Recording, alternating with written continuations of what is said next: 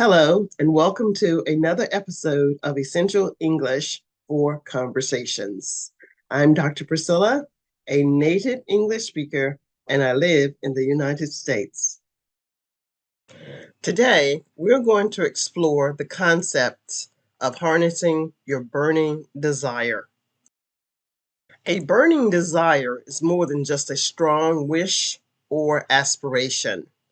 It's a powerful force that drives you towards your goals with unwavering determination.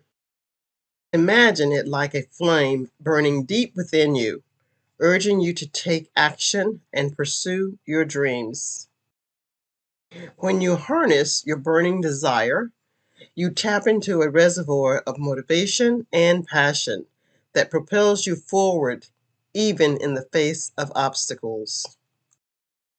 Whether it's starting a business, mastering a new skill, or making a positive change in your life, your burning desire fuels your journey towards success.